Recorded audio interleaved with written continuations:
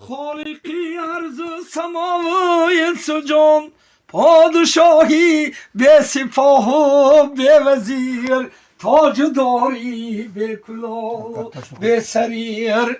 اولی غای ابتدای دورانی، آخری غای انتهای دورانی.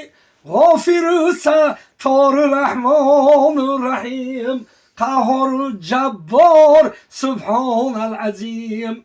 لا يموت لا ينام لا يزل، ذو الجلال ذو الكمال ذو الجلال.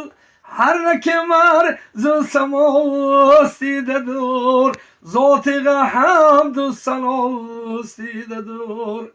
ذات معلوم yerur her yakbar, aşikar ergani honu aşikar. Her nekim yerden çıkar kökden tuşar, garmı sardı zardı surhu kuşkutar.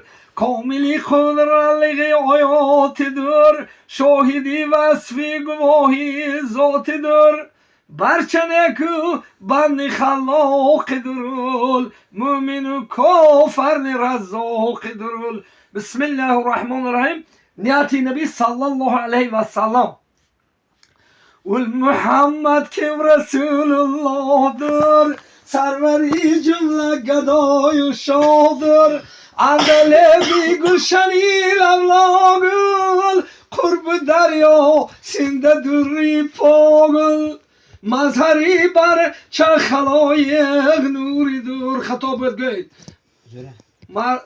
مظهری بر چه خلایق نوری دور، مبدأ جمله خلایق نوری دور. مرهمی خیل و سرایی توبهانا، باریایی بارگاهی کبریا. انبیاlar سربری محبوب حق، اولیاlar رهبری مغروب حق. شاه بازی قدسی قربت آشیان، بلبلی گل زاری باقی لامکن. iki عالم چراغی ذاتی در، ذاتی و عفو صافی خدایاتی در. ولک حق زی صفاتی نیلسا، آیتی ده مدح ذاتی نیلسا. kim gahadır hangi kim maddahtır, ey kufli madhi gatili muftahdır. Dini dilman suh verdi barça din, özü keldi rahmetan lil alemin. Bu cihanda mehribanu muslimin, rözi maşarda şefiul müminin.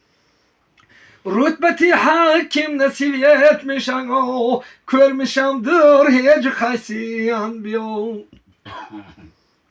Ümmetidir barçadın hayrul umim, خواه علی عربدر خواه عجیم.